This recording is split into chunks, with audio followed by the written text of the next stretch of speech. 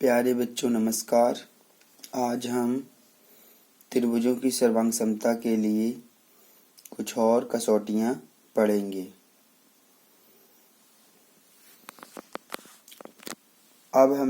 अभी तक हम एक्सरसाइज 7.2 तक कंप्लीट कर चुके हैं और उसके आगे 7.3 की क्वेश्चन सॉल्व करने के लिए हमें कुछ और सर्वांग समता के लिए नियम, जिसको हम कसौटियां भी कह सकते हैं, हमें थोड़े से और नियम पढ़ने हैं।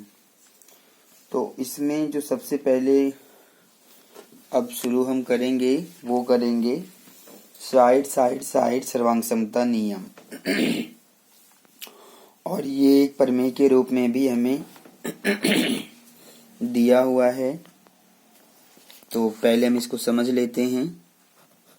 हमें एक प्रमेय दिया है और वो है 7.4। इसमें हमें जानना है जो एस एस एस सर्वांग समता नियम है,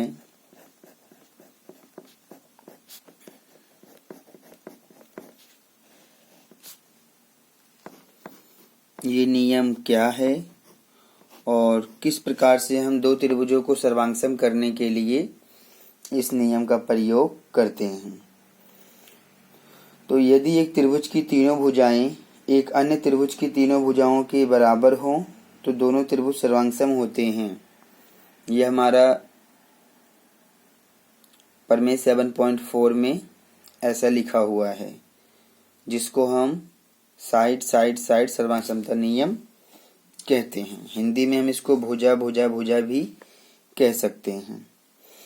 तो यहाँ पर पहले प्रमेय को लिख लेते हैं कि यदि एक त्रिभुज की तीनों भुजाएं एक त्रिभुज की तीनों भुजाएं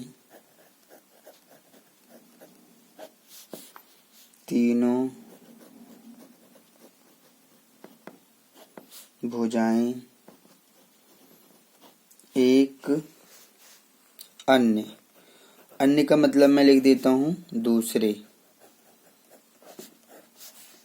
दूसरे या अन्य त्रिभुज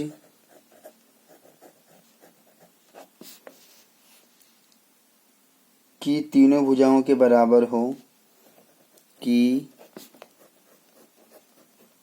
तीनों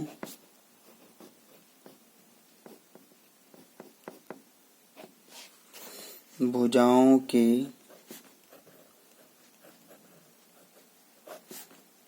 बराबर हों तो दोनों त्रिभुज सर्वांगसम होते हैं। तो दोनों त्रिभुज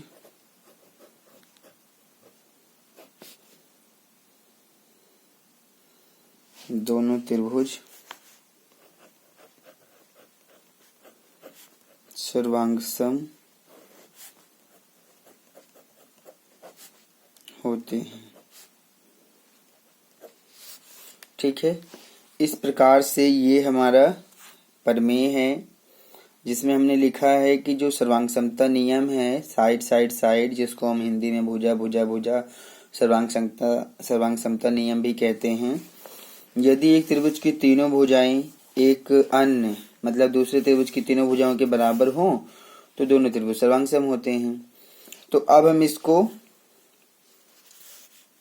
समझते हैं एक एग्जाम्पल इस तरह से, मतलब इस नियम का हम प्रयोग कैसे करेंगे इसको हम देख रहे हैं।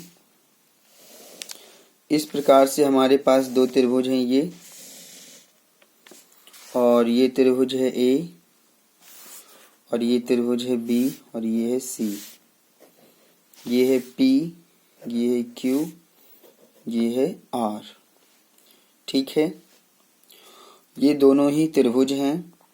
अब हम मान लेते हैं कि जो ए बी भुजा है वो पी क्यू के बराबर है और ये जो बी सी भुजा है वो क्यू आर के बराबर है और ये जो ए सी भुजा है वो पी आर के बराबर है। तो हमने क्या कहा कि हमने कहा कि ए बी भुजा पी क्यू के बराबर है, BC भुजा QR के बराबर है, AC भुजा PR के बराबर है। तो हम तो ये कह रहे हैं कि इस त्रिभुज की तीनों भुजाएं और इस त्रिभुज की तीनों भुजाओं के बराबर है। तो फिर तो ये दोनों त्रिभुज सर्वांग सम हो जाएंगे। और किस नियम से होंगे? साइड साइड साइड सर्वांग समता नियम से।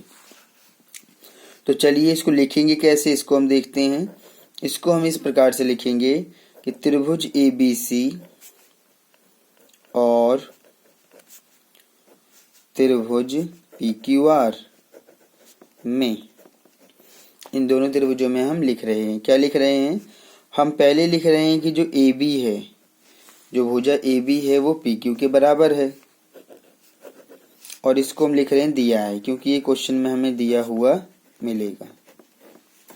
उसके बाद हम लिख रहे हैं कि जो हमारी BC है वो QR के बराबर है, यानी कि ये भुजा इसके बराबर है। और ये भी हमें दिया है। इसी प्रकार से हम AC को PR के बराबर कह रहे हैं, यानी कि जो AC भुजा है वो PR के बराबर है। और इसको भी हम लिख रहे हैं कि ये भी हमें दिया है। तो इस त्रिभुज की तीनों भुजाएं इस त्रिभुज की तीनों भुजाओं के बराबर हैं। साइड साइड साइड सर्वांग समता नियम से दोनों त्रिभुज सर्वांग सम है। तो आप लिखेंगे इसलिए जो त्रिभुज है ABC वो सर्वांग सम है त्रिभुज PQR के, ठीक है। और ये साइड साइड साइड सर्वांग समता नियम से ऐसा हुआ। सर्वांग समता नियम से हमने इनको क्या कर दिया है? सर्वांग सम कर दिया है। तो इसी प्रकार से हम दो त्रिभुजों को सर्वांग सम दिखाएंगे। अगर हमें भुजा भुजा भुजा यानी कि साइड साइड साइड सर्वांग समता नियम का प्रयोग करना है तो, ठीक है। तो आप इसको अपने दिमाग में रखेंगे। इसी प्रकार से हमें लिख के भी करना होता है, ठीक है। अब हम आगे बढ़ते हैं और दूसरा नियम लेते हैं। प्रमेय 7.5 के लेते हैं अब हम। तो हमारे पास में अब जो प्रमेय है वो प्रमेय है 7.5 और वो नियम है RHS। और इस सर्वांग समता नियम को भी हम समझेंगे। सर्वांग समता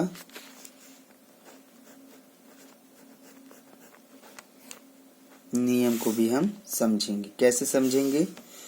ये नियम कह रहा है कि यदि दो समकोण त्रिभुजों में एक त्रिभुज का कर्ण और एक भुजा क्रमशः दूसरे त्रिभुज की कर्ण और एक भुजा के बराबर है तो दोनों त्रिभुज सर्वांग सम होते हैं। सबसे पहले मैं आपको ये बताना चाहता हूँ कि ये जो नियम है RHS नियम जिसको हम कह रहे हैं, कभी बच्चे इसको राइट हैंड साइड समझ लेते हैं, लेकिन यहाँ पर ऐसा कुछ भी नहीं है। मैं इसलिए इसको बता देता हूँ। R का मतलब यहाँ पर क्या होगा? R का मतलब होगा हिंदी में समकोण और इंग्लिश में होगा राइट एंगल। Right angle. इसी प्रकार से H का मतलब होगा कर्ण और इस कर्ण को हम इंग्लिश में कहते हैं हाइपोटेनस। HYPOTENUSE।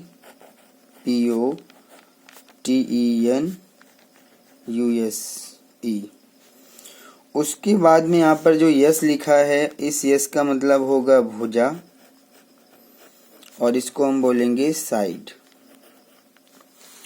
तो राइट हैंड साइड नहीं है ये। RHS का मतलब है राइट एंगल हाइपोटेनस साइड। और हिंदी में क्या बोलेंगे? समकोण कर्ण भुजा। इस सर्वांग समता नियम का प्रयोग सिर्फ और सिर्फ समकोण त्रिभुज में ही किया जाता है। ये विशेष रूप से आप ध्यान रखेंगे। आपको क्या ध्यान रखना है? आपको ये विशेष रूप से ध्यान रखना है कि ये जो RHS नियम है जिसको हम राइट एंगल हाइपोटेनस साइड कह रहे हैं या समकोण कर्ण भुजा कह रहे हैं, ये नियम सिर्फ और सिर्फ समकोण त्रिभुज में ही प्रयोग किया जाता है, क्योंकि ये जो समकोण बनता है ये 90 डिग्री का कोण होता है और ये केवल समकोण त्रिभुज में ही होता है।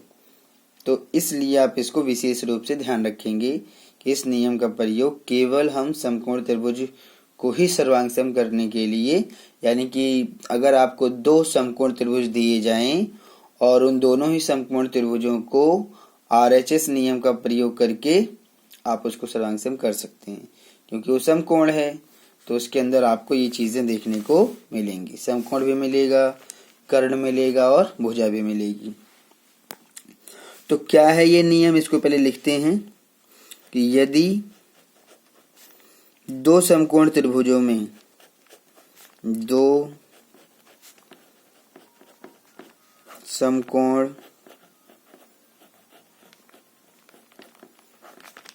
त्रिभुजों में एक त्रिभुज का कर्ण और एक भुजा क्रमशः दूसरे त्रिभुज के कर्ण और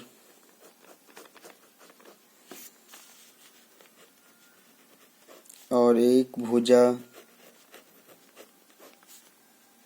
के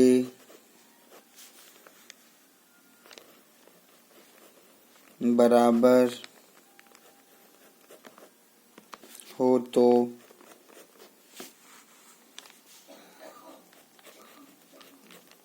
दोनों त्रिभुज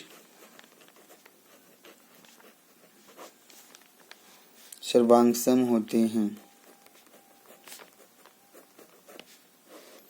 सर्वांग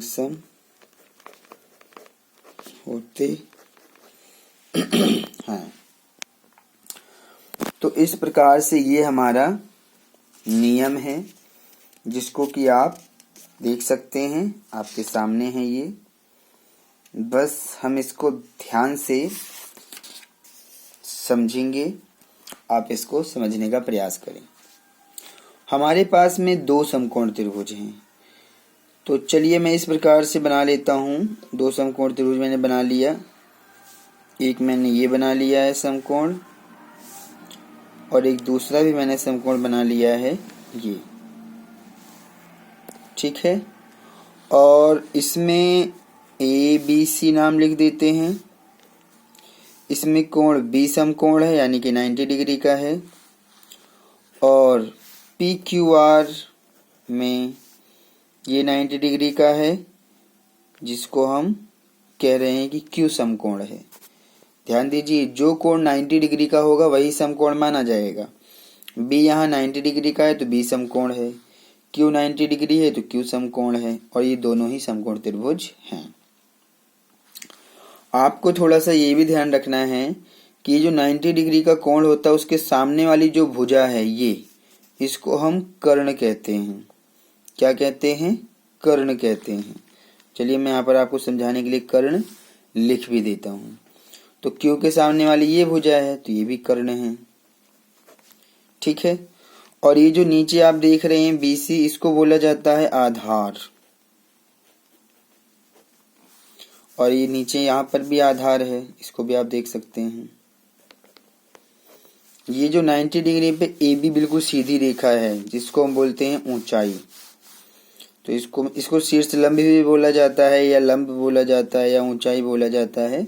बहुत सारे नाम हैं इसके, आप इसको अपने दिमाग में जैसे रखना चाहें रख सकते हैं। इसको हम ऊंचाई भी कह सकते हैं, लंब भी कह सकते हैं, शीर्ष लंब भी कह सकते हैं, जैसे आपको अच्छा लगे आप उसको दिमाग में रखिए।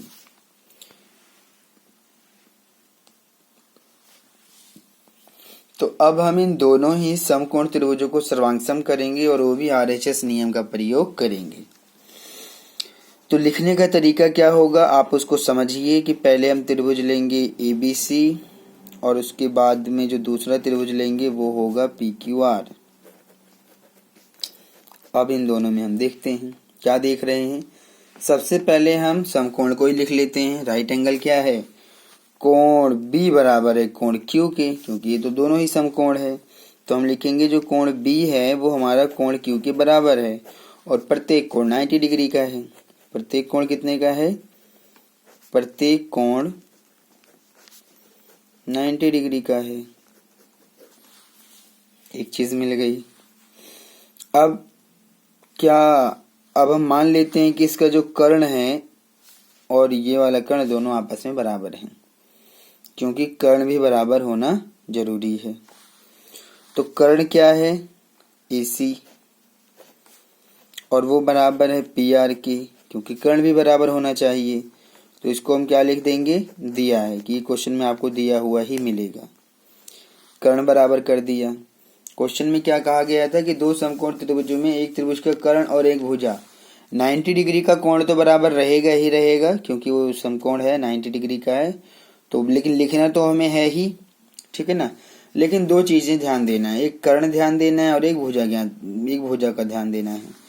तो कर्ण तो हमने बराबर दिखा दिया कि ये जो कर्ण है वो इसके बराबर है। अब कर्ण के अलावा इसमें दो भुजाएं बची, एक बचा है AB, दूसरा बचा है BC। तो कर्ण के अलावा इन दोनों भुजाओं में से आप कोई सी भी भुजा ले सकते हैं, कोई सी भी ले सकते हैं। तो मान लेते हैं मैंने AB को बराबर कर दिया है PQ के। कर्ण के अलावा कोई भी एक भुजा आप ले लीजिए। तो मैंने AB ले लिया, बराबर कर दिया PQ के।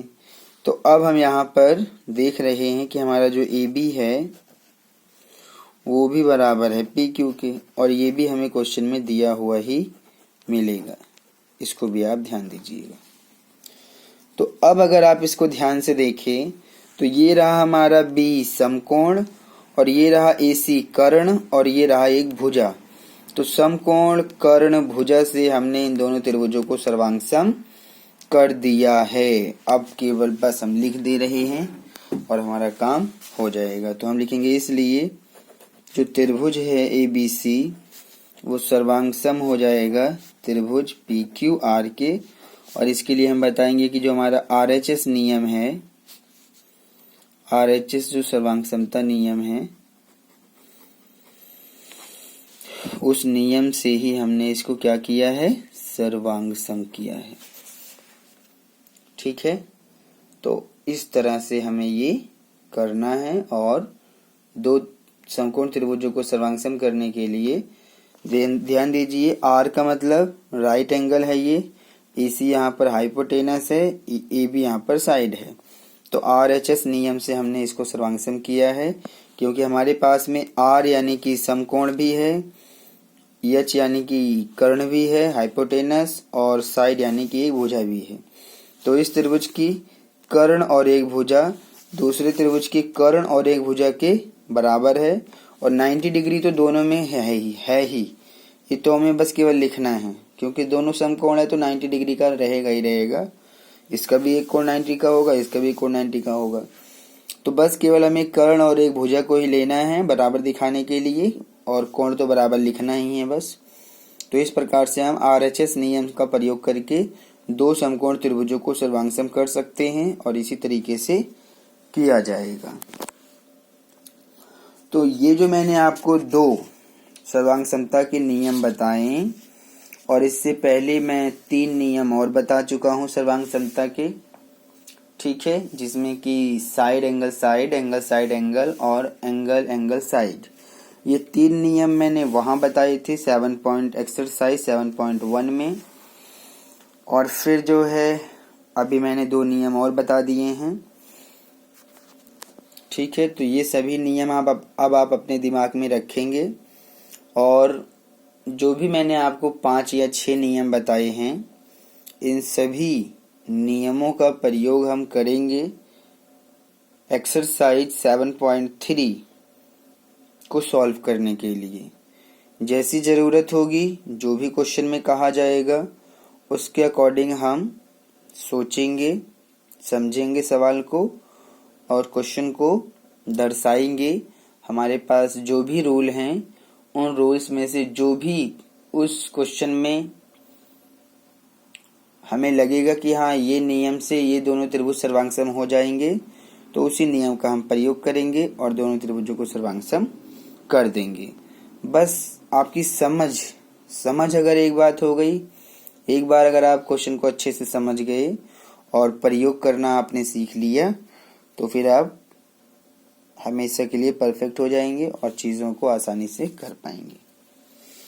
हम आते हैं एक्सरसाइज 7.3 क्वेश्चन नंबर 1 के ऊपर पढ़ते हैं। क्वेश्चन नंबर 1 को पढ़ने से पहले इसमें एक फिगर है, इस फिगर को बना लेते हैं तब पढ़ते हैं। और ये फिगर इस प्रकार से बना हुआ है, इसमें एक फिगर है इस प्रकार से बना है कि एक त्रिभुज है ये, और इस त्रिभुज का नाम है ABC। ABC ठीक है। और यहाँ पर एक बिंदु है P है, ये बिंदु इससे P से मिला दिया गया है। और इसी AP रेखा पर यहाँ पर एक बिंदु लिया गया है D, ये D है, और इस D को B से भी मिला दिया गया है और C से भी मिला दिया गया है। इस प्रकार से हमारा फिगर बना हुआ है और इस फिगर में जो क्वेश्चन में लिखा गया है उसको हम पढ़ते हैं और फिर उसको सॉल्व करते हैं। तो इसमें कहा गया है कि जो हमारे त्रिभुज हैं ABC, और ध्यान से देखिए ABC एक त्रिभुज हो गया और दूसरा त्रिभुज है DBC। एक ही आधार पर बने दो समद्विबाहु त्रिभुज इस प्रकार हैं, ठीक है, कि A और D भुजा BC के एक ही ओर स्थित है। ठीक है, तो यदि AD बढ़ाने पर BC को P पर प्रतिच्छेद करे तो दर्शाइए कि, ध्यान दीजिए इसमें 4 पॉइंट पूछा गया है। ABC और DBC ये दोनों ही एक ही आधार यानी कि BC पर दो समद्विबाहु त्रिभुज बने हुए हैं और इस प्रकार से बने हैं कि जो A और D है वो भुजा BC को BC के एक ही ओर यानी कि इस तरफ स्थित हैं। ठीक है, और कहा गया है यदि AD को BC AD को बढ़ाया गया है, BC को P पर यहाँ पर प्रतिच्छेद कर रहा है, तो ये सारी चीजें दर्शाना है हमें। तो एक एक करके हम दर्शाते हैं, चारों पॉइंटों को दर्शाएंगे। सबसे पहला कौन सा है उसको लेते हैं। सबसे पहला है कि ABD सर्वांगसम है ACD के, ABD यानी कि ABD सर्वांगसम है ACD की, इसको हम सबसे पहले दर्शाएंगे। तो क्वेश्चन को ध्यान से पढ़िए, समझिए और कैसे करना है उसके ऊपर हम सोचेंगे। देखिए यहाँ पर हमारे पास में ABC जो त्रिभुज है और DBC जो त्रिभुज है दोनों ही समद्विबाहु त्रिभुज हैं, ऐसा क्वेश्चन में कहा गया है कि ये जो हैं एक ही आधार पर बने हैं। आधार यानी कि BC है, इसी आधार पर ABC बना हुआ है और इसी आधार पर DBC भी बना हुआ है, और इन दोनों को ही क्या कहा गया है, यानी कि समद्विबाहु त्रिभुज कहा गया है। इसमें मतलब दो भुजा तो बराबर रहेंगी ही, यानी कि AB बराबर होगा AC के, और उसी प्रकार से ये जो BD है वो CD के भी बराबर रहेगा ही, क्योंकि जब ये समद्विबाहु त्रिभुज हैं तो इनको बराबर होना पड़ेगा। ठीक है, तो क्वेश्चन में जो फर्स्ट पॉइंट उसने हमें कहा है, फर्स्ट पॉइंट जो कहा है वो तो कह रहा है कि ये जो त्रिभुज है ABD और ACD दोनों ही त्रिभुजों को सर्वांगसम दिखाइए। तो दिखा देते हैं, बहुत इजी क्वेश्चन है। हम लिखेंगे, पहले क्वेश्चन को दर्शाएंगे कि त्रिभुज ABD और त्रिभुज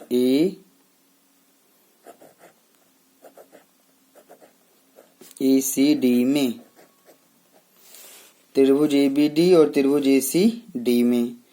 अगर हम इन दोनों को ध्यान से देखें अगर हम इन दोनों को, तो इसके अंदर हम देख पा रहे हैं कि जो AB है वो तो AC के बराबर है, यानी कि AB बराबर हो जाएगा AC के। और ये हम कह सकते हैं कि ये हमें दिया इसलिए क्योंकि समद्विबाहु त्रिभुज है, तो ये दोनों भुजाएं आपस में बराबर होना ही है। ठीक है। और फिर हम कह सकते हैं कि जो BD है वो भी बराबर है CD के। BD और CD भी आपस में बराबर हैं क्योंकि निशान लगा हुआ है। ठीक है। और साथ में AD तो उभयनिष्ठ हो जाएगा दोनों ही त्रिभुजों में AD क्या है, AD उभयनिष्ठ हो जाएगा। तो ये भी आपको नहीं, यहाँ पर तो AD जो है दोनों ही त्रिभुजों में उभयनिष्ठ है, तो इसको उभयनिष्ठ लिख लीजिए, उभयनिष्ठ। और अब ABD इस त्रिभुज की तीनों भुजाएं और ACD दूसरे त्रिभुज की तीनों भुजाओं के बराबर हो गई, तो साइड से दोनों त्रिभुज सर्वांगसम हो गए। तो आप लिख सकते हैं इसलिए जो त्रिभुज है हमारा ABD वो सर्वांगसम है त्रिभुज ACD की, और इसको हम साइड सर्वांग समता नियम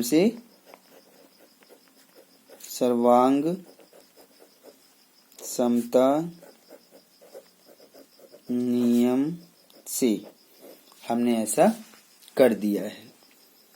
ठीक है। ऐसा हमने क्यों किया, क्योंकि इस त्रिभुज की तीनों भुजाएं दूसरे त्रिभुज की तीनों भुजाओं के बराबर हैं।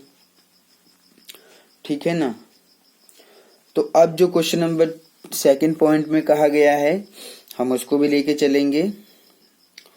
और अगर आप दिखाना चाहें, क्योंकि अब ये दोनों त्रिभुज सर्वांगसम हैं, तो ये जो कोण है वो इसके बराबर है। CPCT से अगर आप चाहें तो बराबर कर सकते हैं। तो आगे के पॉइंट्स को सिद्ध करने के लिए मुझे इन दोनों कोणों को बराबर करने की जरूरत पड़ेगी। क्यों ना मैं इसको पहले CPCT से बराबर कर लूं ताकि चीजें और आसान हो सके। तो ये वाले कोण को हम लिख रहे हैं कोण BAD, क्या लिखेंगे, कोण BAD बराबर हो जाएगा कोण CAD के। और इसके लिए हम बताएंगे CPCT से ऐसा हो रहा है। हालांकि कहा नहीं गया था, ये हमने अपनी मर्जी से बराबर कर लिया है, क्योंकि आगे जब हम क्वेश्चन सिद्ध करेंगे तो हमें इसकी जरूरत पड़ सकती है। तो ये कोण इसके बराबर हो गया CPCT से, और इसको हमने समीकरण 1 मान लिया ताकि हम आगे जब समीकरण 1 लिखें तो इनको बराबर हमें करना ना पड़े। ठीक है। तो इसको हमने CPCT से बराबर कर दिया, क्योंकि जब दोनों त्रिभुज सर्वांगसम हैं तो सर्वांगसम त्रिभुजों के तो संगत कोण और संगत भुजाएं तो बराबर होती हैं। तो हमें भुजाएं तो सारी बराबर हैं ही, कोण भी बराबर कर दिया है कि ये इसके बराबर होगा। इसी प्रकार से अगर आप चाहें तो इस कोण को इसके बराबर भी कर सकते हैं, इस कोण को इसके बराबर कर सकते हैं, वो तो आपकी मर्जी है। आपकी जरूरत के हिसाब से चीजें आपको करना पड़ता है। ठीक है। अब हम आगे बढ़ते हैं और हम आते हैं सेकंड पॉइंट में। क्या कह रहा है, वो कह रहा है कि जो ABP त्रिभुज है, यानी कि ABP, ध्यान से देखिए, त्रिभुज ABP वो सर्वांगसम है ACP की। ठीक है। अब इन दोनों त्रिभुजों को हम सर्वांगसम कर लेते हैं। तो हम यहाँ पर लिखेंगे, और जो हमारा सेकंड पॉइंट है, ये सेकंड पॉइंट को ले रहे हैं। इसमें जो त्रिभुज है वो है ABP और दूसरा त्रिभुज है ACP। इन दोनों त्रिभुजों को हम सर्वांगसम कर रहे हैं। ठीक है, कर देते हैं। त्रिभुज ABP, चीजें सब क्वेश्चन में दिया रहता है, बस हमें देखना आना चाहिए, समझना आना चाहिए। अगर हम उसको देख पा रहे हैं, समझ पा रहे हैं, तो बस हमें उसको लिखने की जरूरत है, और सारी चीजें दिया हुआ रहता है। ठीक है। त्रिभुज ABP और दूसरा त्रिभुज ABP पहला हो गया, दूसरा ACP लेते हैं। तो ACP में अब इसमें हम देखते हैं कि क्या क्या चीजें हैं। इसमें सबसे पहले ABP और ACP में तो हम कह सकते हैं कि जो AB भुजा है वो AC के बराबर है। AB भुजा किसके बराबर है? AC के। तो लिख दीजिए कि जो AB भुजा है वो तो AC के बराबर है और ये हमें दिया हुआ है। उसके बाद में हम क्या देख रहे हैं? उसके बाद में हम देख रहे हैं कि इन दोनों ही त्रिभुजों में यानी कि ABP और ACP त्रिभुज में ये वाला कोण इसके बराबर हमने कर ही रखा है। कहाँ किया है? समीकरण 1 में किया हुआ है। तो इनको भी बराबर दिखा दीजिए कि इन दोनों ही त्रिभुजों में ये कोण भी आपस में बराबर हैं। तो इसको इसलिए हमने पहले से ही बराबर कर लिया था यहाँ पर, ताकि हम इसका आगे यूज कर सकें। तो कोण जो है हमारा BAD वो बराबर है कोण CAD के, और इसके लिए हम लिखेंगे कि हमने ये जो बराबर लिखा है, क्यों लिखा है? क्योंकि हमने समीकरण 1 से बराबर किया हुआ है। तो नाम इसको नंबर इसको समीकरण 1 दिया है, तो आप यहाँ लिखेंगे समीकरण 1 से। समीकरण 1 से ऐसा किया गया है। और अगर आप ध्यान से देखेंगे तो AP आपकी जो भुजा है वो दोनों में ही कॉमन है। AP क्या है? AP दोनों में कॉमन है। तो अगर AP दोनों में कॉमन है तो उसको आप कॉमन दिखाइए कि AP बराबर है AP के। ठीक है, ध्यान से देखिए कि जो AP है वो AP क्या हो जाएगा? दोनों में कॉमन हो जाएगा, अर्थात हम इसको उभयनिष्ठ लिखेंगे। उभयनिष्ठ।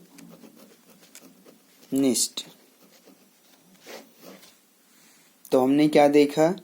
हमने देखा कि जो त्रिभुज है ABP और ACP में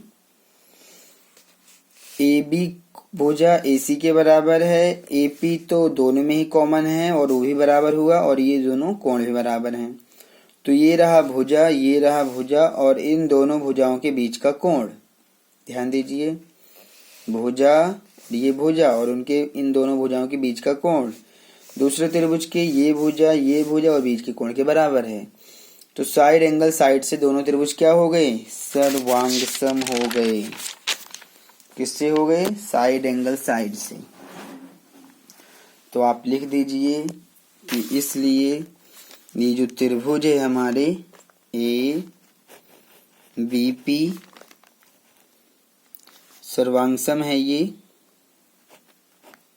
क्या है? ये दोनों त्रिभुज सर्वांगसम है त्रिभुज ACP के, और इसके लिए हम ब्रैकेट में लिख रहे हैं, क्या लिख रहे हैं इसके लिए ब्रैकेट में? इसके लिए हम ब्रैकेट में लिख रहे हैं साइड एंगल साइड सर्वांगसमता नियम।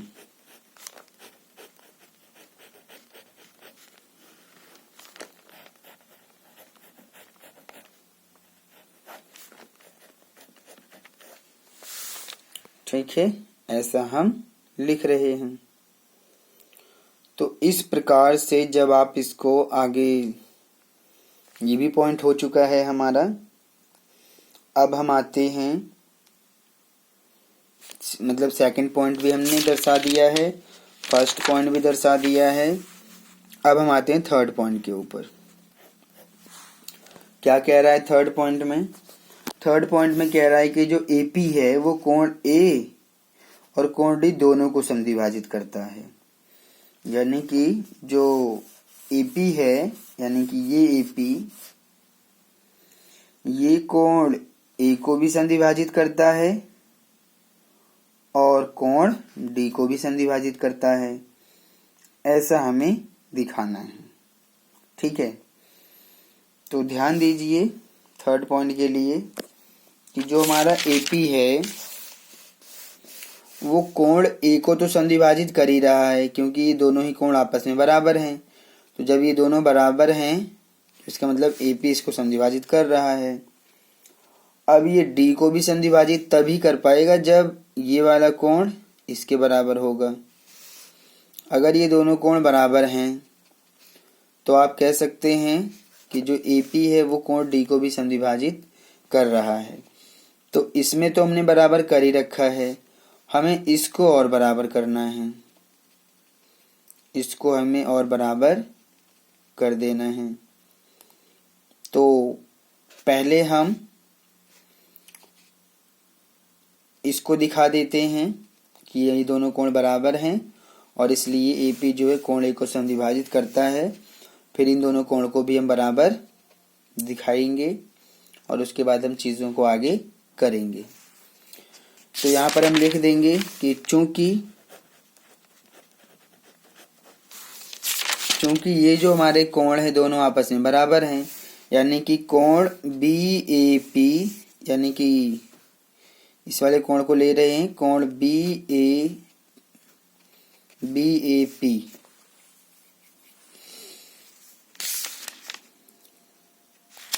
कोण BAP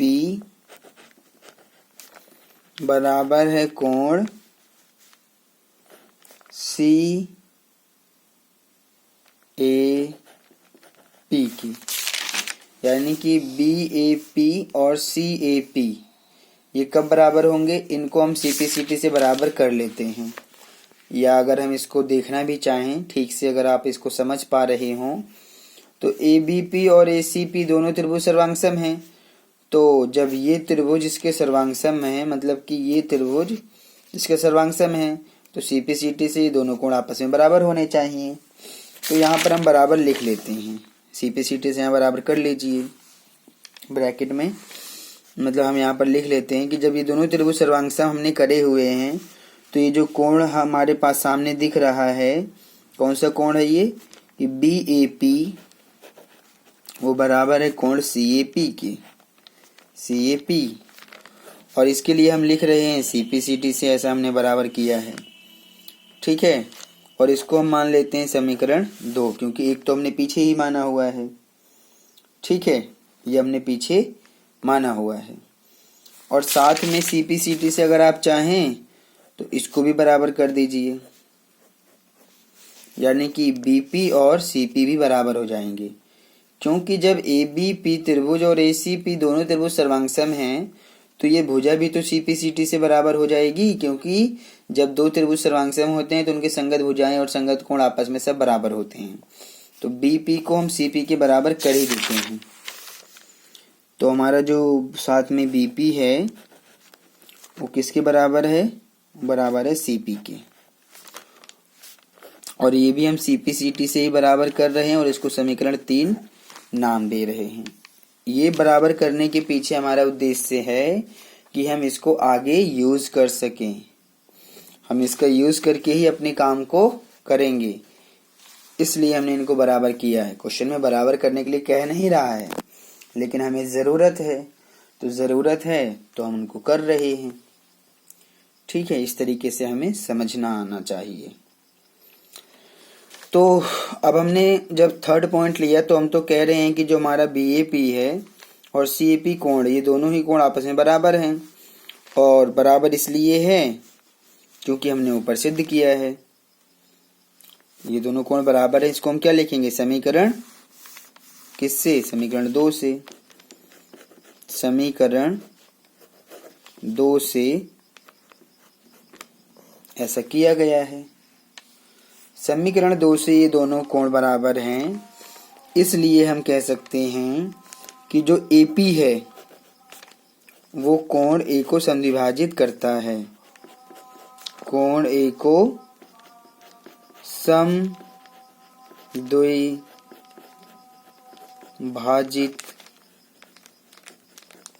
करता है। ये आपको अपने दिमाग में रखना है, ठीक है।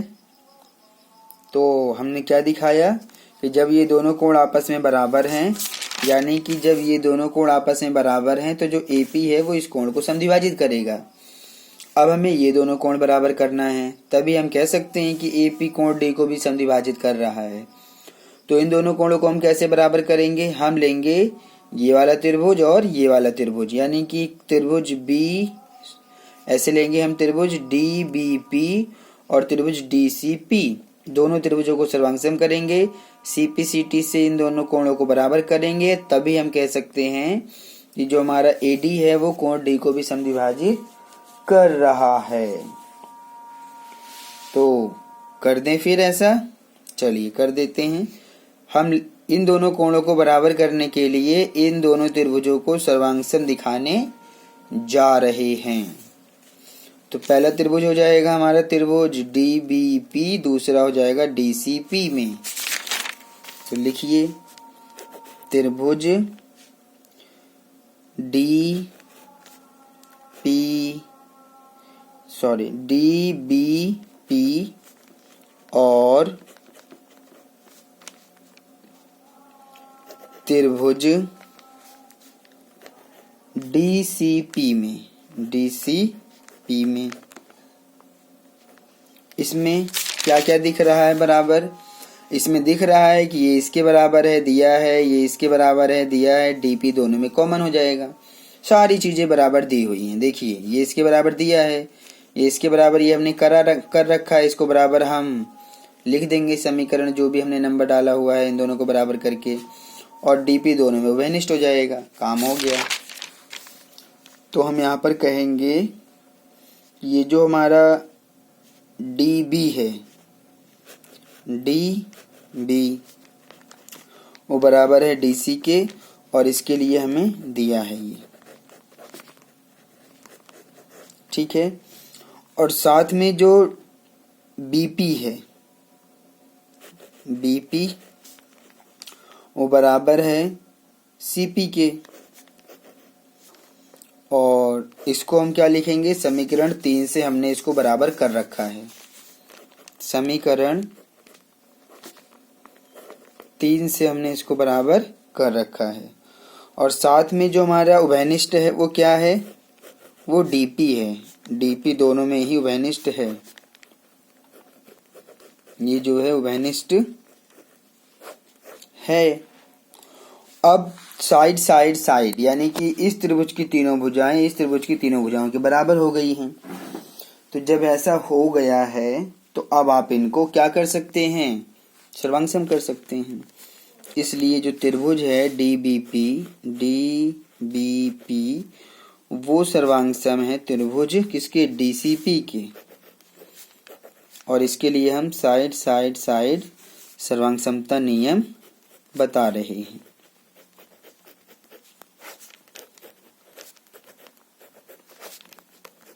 ठीक है, तो अब हम इस कोण को इसके बराबर कर सकते हैं, सीपीसीटी से बराबर कर दीजिए।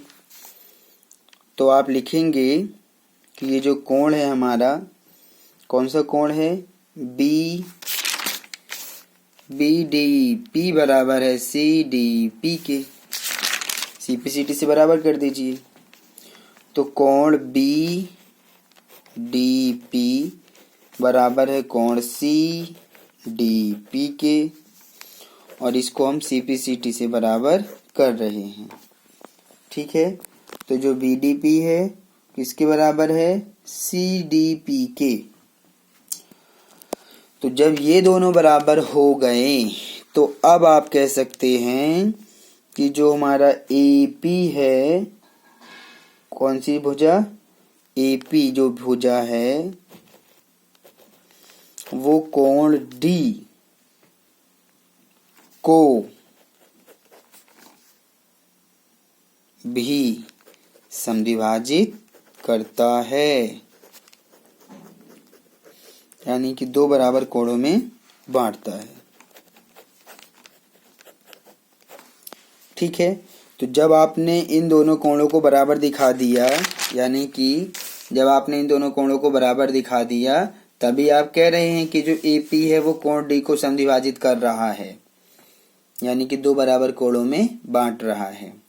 और इन दोनों कोणों को बराबर करने के लिए इन दोनों ही त्रिभुजों को हमें क्या करना पड़ा? सर्वांगसम करना पड़ा। तो इसी तरीके से आप इस क्वेश्चन को करेंगे, समझेंगे। ठीक है, अब एक फोर्थ पॉइंट, एक लास्ट पॉइंट और है इस क्वेश्चन में, हम उसको और कर लेते हैं। क्या कह रहा है फोर्थ पॉइंट में? फोर्थ पॉइंट में हमें कहा गया है, कह रहा है कि जो हमारा एपी है वो रेखाखंड बीसी का लंब समद्विभाजक है। ये हमें और दिखाना है।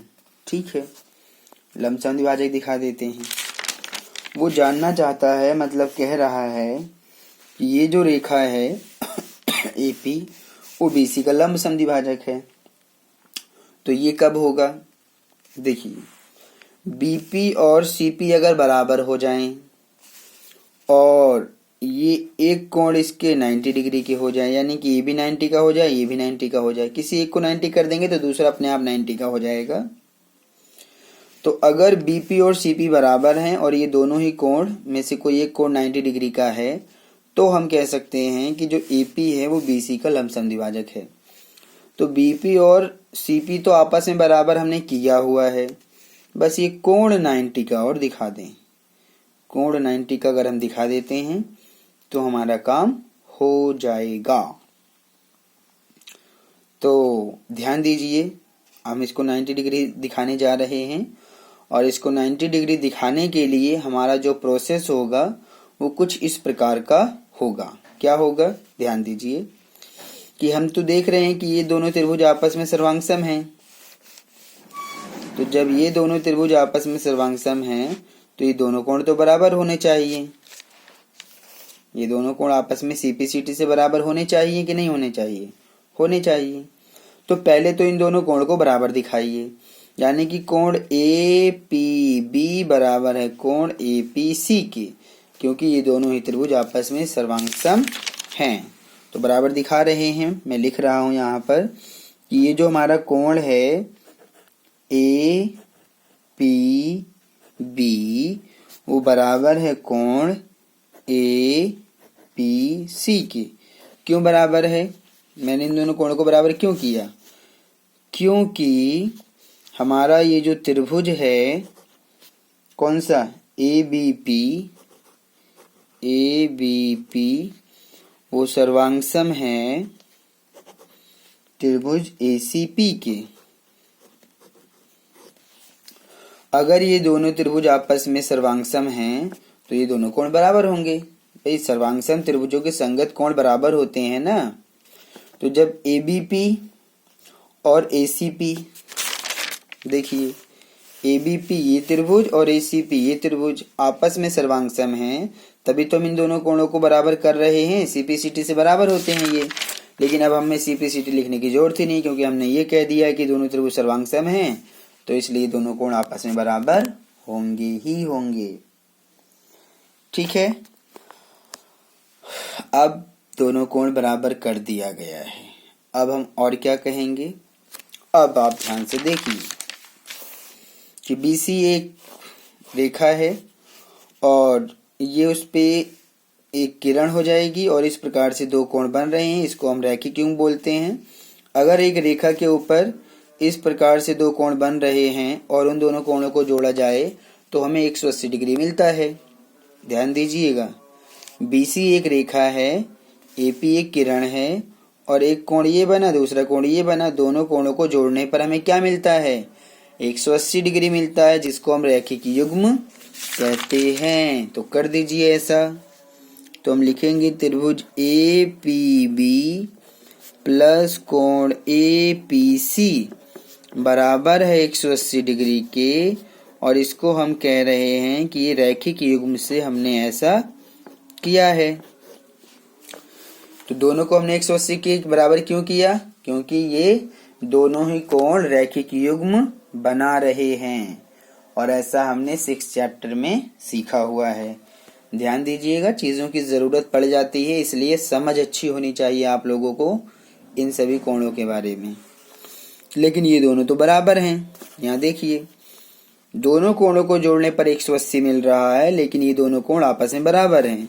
तो हम इस कोण की मतलब कि इस कोण की जगह ये लिख सकते हैं, इस कोण की जगह ये लिख सकते हैं। आप किसी एक को चेंज कर दीजिए। तो मैंने ए पी बी तो लिख दिया। अब APC की जगह फिर मैं APB लिख रहा हूँ। क्यों लिख रहा हूँ? मैं इसलिए लिख रहा हूँ क्योंकि ये वाला कोण इसके बराबर है। जब ये वाला कोण इसके बराबर है ही, यहाँ पर आप देख सकते हैं APC किसके बराबर है? APC बराबर है APB के। तो हम APC की जगह पर APB लिख सकते हैं इस तरह से। और ब्रैकेट में बताना क्या है? आपके सामने ही तो है ये, और बताना है तो आप लिख दीजिए ब्रैकेट में, क्योंकि ये जो हमारा कोण है APC वो तो बराबर है किसके? कोण APB के बराबर है, इसलिए हमने ऐसा किया है। दोनों को जोड़ दीजिए, तो जोड़ेंगे तो दोनों एक जैसे हैं। ये हो जाएगा 2 कोण APB, दोनों ही एक जैसे हैं, जुड़ गए तो 2 कोण APB बन गया बराबर 180। और यहाँ गुणा का निशान होता है, तो कोण APB बराबर किसके आएगा? 180। 2 यहाँ गुणा में बटे में जाएगा, 2 से काट दीजिए 90। यानी कि ये जो कोण है हमारा APB वो कितना है? 90 डिग्री का है। तो हमने इस कोण को 90 डिग्री दिखा दिया, तो ये भी 90 का होगा क्योंकि दोनों कोण आपस में बराबर हैं। तो ये 90 का है तो ये भी 90 का हुआ। और हम देख रहे हैं कि जो BP है वो CP के बराबर हमने है ही किया हुआ है। क्या किया हुआ है? और ये जो हमारा BP है वो तो CP के बराबर हमने पहले से ही किया है। कहाँ किया है इसको बराबर? इसको हमने समीकरण 3 से बराबर करा हुआ है। समीकरण 3 से हमने इसको बराबर कर रखा है। तो ये कोण 90 डिग्री का है और BP और CP आपस में बराबर हैं। तो जब 90 का भी है और कोण भुजाएं आपस में बराबर भी हैं, तो इसका मतलब ये हुआ कि जो AP है वो BC का लंब समद्विभाजक है। तो अब आप इस बात को कह सकते हैं कि अतः जो AP है यानी कि AP रेखाखंड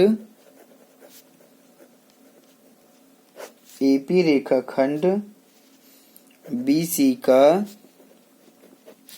लंब इसलिए है क्योंकि 90 डिग्री पर काट रहा है, और समद्विभाजक इसलिए क्योंकि दोनों आपस में बराबर हैं।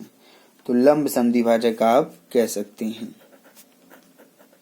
लंब समद्विभाजक है, ऐसा है, कोई डाउट नहीं है। तो इस प्रकार से हमारा जो क्वेश्चन नंबर 1 था, है तो क्वेश्चन नंबर 1 लेकिन इसमें 4 पॉइंट हैं, और ये चारों ही पॉइंट बड़े बड़े हैं, लंबे हैं। इसमें आपको बहुत ध्यान से चीज़ों को समझना है, करके देखना है, तभी आप इसको समझ पाएंगे। ठीक है, तो इस प्रकार से ये हमारा क्वेश्चन नंबर 1 कंप्लीट हो गया है। अब हम आते हैं क्वेश्चन नंबर 2 के ऊपर। क्या है क्वेश्चन नंबर 2 में, उसको भी पढ़ के देखते हैं। क्वेश्चन नंबर 2 में कह रहा है कि AD एक समद्विबाहु त्रिभुज ABC का एक शीर्षलंब है जिसमें AB बराबर है AC के। दर्शाइए कि AD रेखाखंड BC को समद्विभाजित करता है। और फिर दूसरा पॉइंट में कह रहा है कि AD कोण A को समद्विभाजित करता है। तो ये हमारा क्वेश्चन नंबर 2 है। सबसे पहले मैं यहाँ पर एक समद्विबाहु त्रिभुज बनाऊंगा और जो भी क्वेश्चन में दिया है उसको लिखूंगा और जो दर्शाना है उसको दर्शाएंगे। तो क्वेश्चन नंबर 2 में कह रहा है कि AD एक समद्विबाहु त्रिभुज ABC का एक शीर्षलंब है। तो पहले तो आप एक समद्विबाहु त्रिभुज बना लीजिए। इस प्रकार से आप बना सकते हैं। अगर ये एक समद्विबाहु त्रिभुज है तो इसमें 2 भुजा बराबर होनी चाहिए। तो कौन सी 2 भुजा बराबर करेंगे? हम उन 2 भुजाओं को बराबर करते हैं ताकि क्वेश्चन सुटेबल हो और हमें क्वेश्चन को सॉल्व करने में आसानी हो। तो मान लेते हैं ये दोनों भुजाएं आपस में बराबर हैं क्योंकि समद्विबाहु त्रिभुज है। तो AD एक समद्विबाहु त्रिभुज का शीर्षलंब है। शीर्षलंब वो होता है जो बिल्कुल सीधा 90 डिग्री पर आता है। 90 डिग्री पर आएगा, बिल्कुल 90 डिग्री पर, ध्यान दीजिएगा। और इसको एडी कहा गया है। क्या कहा गया है कि जो एडी है वो एबीसी समद्विबाहु त्रिभुज का शीर्ष लंब है। शीर्ष लंब क्या है? जो बिल्कुल 90 डिग्री पर सीधा, बिल्कुल ऊंचाई होती है। ये क्या होती है? ऊंचाई होती है। 90 डिग्री पर सीधा आएगा ये। ठीक है, तो इसी एडी को हम क्या बोलेंगे? शीर्ष लंब बोलेंगे। कह रहा है कि ए बी और ए सी बराबर हैं। ठीक है, दर्शाइए कि क्या दर्शाना है? फर्स्ट पॉइंट में दर्शाने के लिए कह रहा है कि जो एडी है वो एडी जो है वो बीसी का लंब समद्विभाजक है। ठीक है, बहुत इजी भाई, एडी बीसी का लंब समद्विभाजक दर्शाना है, ये तो हो जाएगा। हम देख रहे हैं कि 90 डिग्री पर तो काट ही रहा है ये। अब हमें केवल बीडी और सीडी को बराबर कर देना है। 90 डिग्री पर तो काट रहा है, बीडी और सीडी को बराबर करके आप कह दीजिए कि एडी बीसी को लंब समद्विभाजक है, यानी कि समद्विभाजित करता है। अच्छा, लंब नहीं कह रहा है, क्वेश्चन में कह रहा है कि एडी रेखाखंड बीसी को समद्विभाजित करता है। तो बहुत इजी है, आप बीडी और सीडी को बराबर दिखा दीजिए। अगर हम बीडी और सीडी को बराबर दिखा पाते हैं तो इसका मतलब ये साबित हो जाएगा, यानी कि सिद्ध हो जाएगा कि जो एडी है वो बीसी को समद्विभाजित कर रहा है। लेते हैं दोनों त्रिभुज, इन दोनों त्रिभुजों को हम ले रहे हैं। ठीक है, तो लेते हैं त्रिभुज ए बी डी और त्रिभुज ए सी डी में। तो ए बी डी लिया और ए सी डी लिया, इन दोनों त्रिभुजों में हमने लिया। और क्या क्या देख रहे हैं जिससे हम इनको सर्वांग कर दें? तो ये रहा समकोण, यानी कि 90 डिग्री पर ही रहेगा क्योंकि शीर्ष लंब है। समकोण, कर्ण और एक भुजा, यानी कि आरएचएस से ये दोनों त्रिभुज सर्वांग हो जाएंगे। अगर आप ध्यान से इस बात को समझ पा रहे हो, ध्यान से देख पा रहे हो, तो ध्यान से देखिए। समकोण हुआ और इसके सामने जो कर्ण भी बराबर हैं और ये भुजा बराबर हो जाएगी। आरएचएस से दोनों त्रिभुज सर्वांग हो गए। तो हमने देखा कि जो कोण है ये वाला वो इसके बराबर है, 90 डिग्री के हैं ना दोनों, तो लिख दीजिए कोण ए डी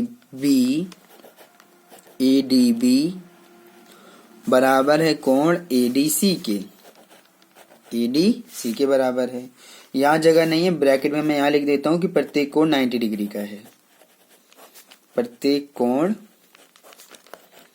90 डिग्री है। ठीक है, हो गया। ठीक है, तो समकोण मिला। कर्ण देखते हैं, तो 90 डिग्री के सामने वाला कर्ण होता है, ये कर्ण इसके बराबर है, यानी कि जो ए बी है वो ए सी के बराबर में है। और ये ऐसा हमें दिया है क्वेश्चन में, ये हमें क्वेश्चन में ही दिया हुआ है। तो समकोण बराबर कर्ण बराबर भुजा कौन सा है? एडी भुजा ले लेते हैं, जो कि दोनों में उभयनिष्ठ है। तो जो एडी है वो एडी के बराबर है और ये उभयनिष्ठ भी है। तो 90 डिग्री और ये उसका कर्ण और ये उसकी एक भुजा, तो समकोण कर्ण भुजा, यानी कि RHS, right angle hypotenuse side. RHS से दोनों त्रिभुज सर्वांग हैं, तो हम लिख रहे हैं, इसलिए जो त्रिभुज है हमारा ABD वो सर्वांग है त्रिभुज ACD के। और हम ऐसा कह रहे हैं क्योंकि हमें RHS से हमने इसको दिखाया है, सर्वांग समता नियम है ये। RHS क्या है? RHS सर्वांग समता नियम है, ऐसा हुआ है। ठीक है, तो ऐसा हमने कर दिया, जो कि करना बहुत इजी था, बहुत आसान था। ठीक है, तो CPCT से बराबर करिए इनको अब, क्योंकि हमने दोनों त्रिभुज को सर्वांग कर दिया है। तो हम लिखेंगे कि जो भुजा है हमारी BD वो तो बराबर है CD के, और हम ऐसा कर रहे हैं क्योंकि हमें CPCT से इनको बराबर करना है।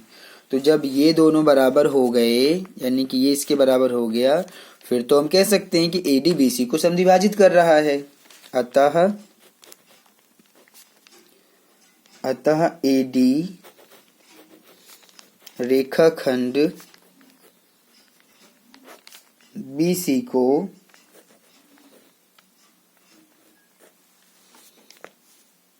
BC को समद्विभाजित करता है। क्या करता है?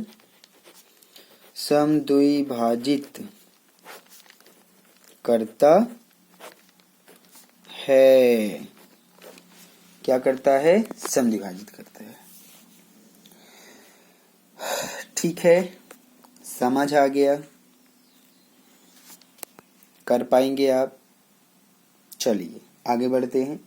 सेकंड पॉइंट में क्या कह रहा है कि AD जो है वो कोण A को समद्विभाजित करता है। तो AD यानी कि ये कोण A को समद्विभाजित कब करेगा? जब ये कोण इसके बराबर होगा। और CPCT से तो ये दोनों कोण भी बराबर आप कर सकते हैं, क्योंकि हमने त्रिभुजों को तो सर्वांग सम कर ही रखा है। ये भी हो गया, इसमें तो हमें कुछ करना ही नहीं पड़ा। हम लिखेंगे और ये जो कोण है हमारा BAD वो तो बराबर है कोण BAD लिखा है तो CAD लिख देते हैं, CAD के। तो BAD यानी कि ये कोण CAD के बराबर है। ये भी हमारा CPCT से बराबर है। CPCT से बराबर है ना, क्योंकि जब दोनों ही त्रिभुज आपस में हमने सर्वांग सम करे हुए हैं तो CPCT से तो ये भी बराबर कर दिया। तो जब ये CPCT से दोनों कोण बराबर हैं तो अतः आप कह सकते हैं कि AD कोण A को समद्विभाजित भी करता है। बस आपको लिखने की जरूरत है, सारी चीजें जो है यहाँ पर दिया हुआ है, बस आपको उसको समझना है और लिख देना है। अतः AD कोण A को समद्विभाजित करता है। कोण A को समद्विभाजित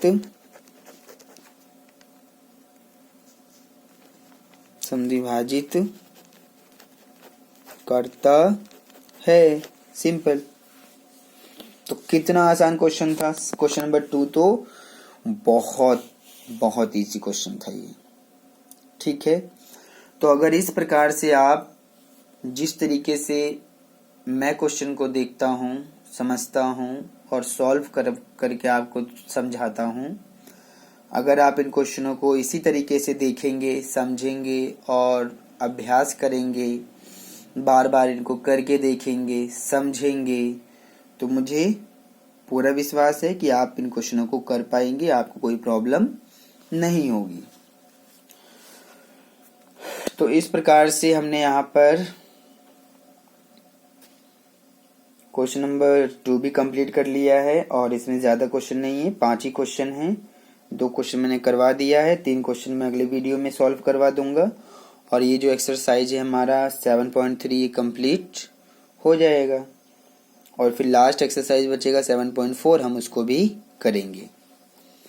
तो इस प्रकार से प्यारे बच्चों, अगर आपको हमारा ये चैनल पसंद आता है तो आप इस चैनल को लाइक, शेयर और सब्सक्राइब कीजिए, ताकि हम इसी प्रकार से आपके लिए वीडियोस बनाते रहें और आप अपना अच्छे से पढ़ाई करें और लाइफ में आप अपना गोल अचीव करें, जो भी आप बनना चाहते हैं वो बन सके। जल्दी हम अपने नए वीडियो के साथ फिर आपसे मुलाकात करेंगे। तब तक के लिए धन्यवाद।